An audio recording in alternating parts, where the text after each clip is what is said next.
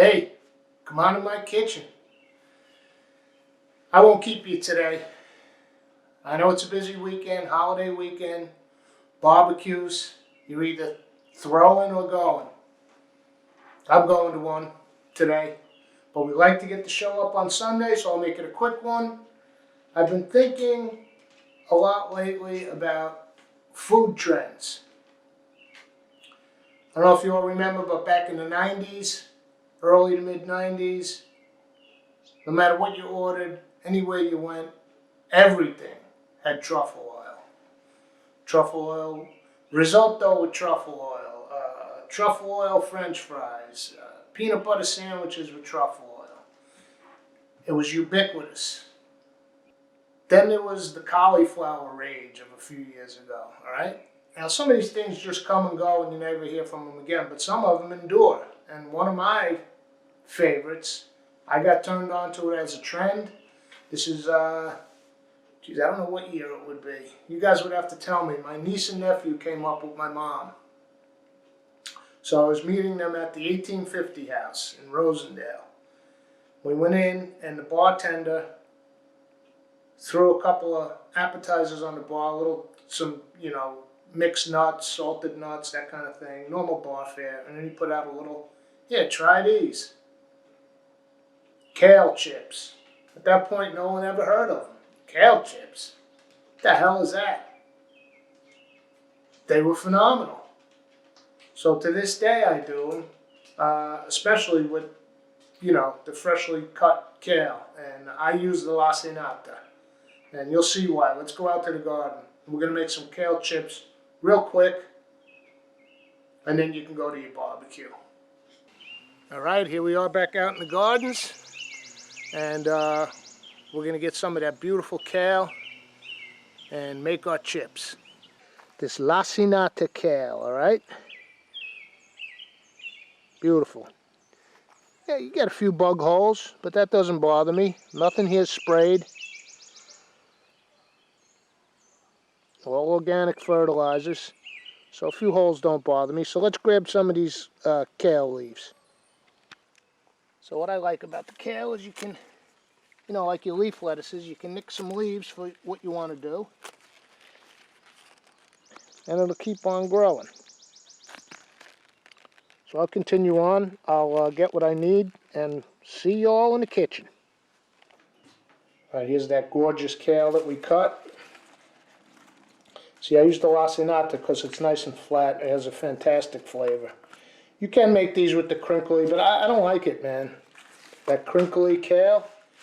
It's okay for soups and stuff, but for the chips, when it gets dry and, crispy like a chip, those little frizzy ends, I don't know.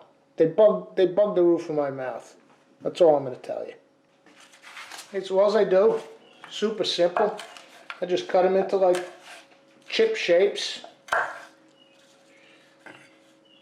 Some bigger than others. This is so fresh out of that garden, so young and fresh. You can see there's almost not even much of a rib. If you want to, you can take that rib out. So sometimes I cut it down the middle, so the rib is not really part of the chip. It kind of gets cut in half. And I'm just going to make a small batch in the toaster oven today, because really this is a snack for me, because I have some pizza dough rising. So while the pizza dough rises, I'll do these chips. There's kind of a larger rib piece, so I'll take that out. So while the pizza dough rises, I'll do up a few little chips in the toaster oven, snack on them. And by then, be ready to get some za in the oven. Okay, so got a whole bunch more, but I'll just do one tray in the toaster oven. Okay, here's the trick. People tell me they don't get them right. You might be putting too much oil, just drops of oil. Okay? You don't want these things wet. You want them to get crispy. And then I go with a little bit of salt. This is that Italian sea salt. I've done it with black pepper. I've even tried them with different spices, herbs, cumin, just to have fun. But to me, this is my favorite. Extra virgin olive oil. and salt. And you can see the olive oil is just like the lightest coating on the leaves. Got my trusty, that one can come in half. Got my trusty Black & Decker toaster oven tray. So I'm just going to do a small batch for the show here, and then I might do a second batch because I cut a bunch of it.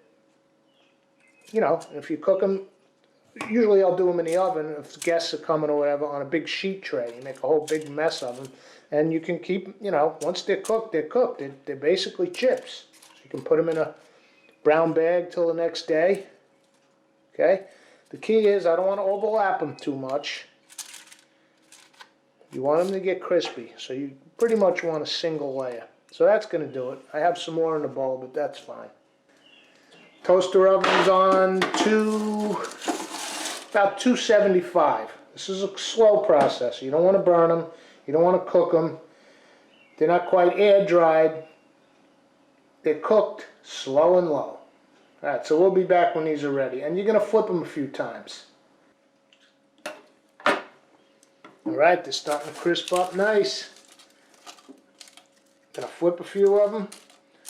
I did up it a little bit to just under 3. It's on about 280 now. Oh yeah, to get another minute or two. You can see.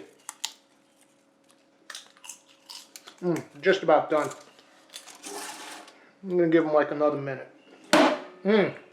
Awesome. So thanks for coming in my kitchen.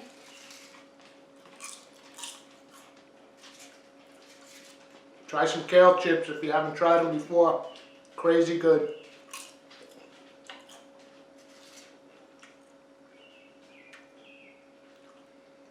Enjoy the weekend festivities. Happy 4th. I'm off to a barbecue. Catch you for the next episode.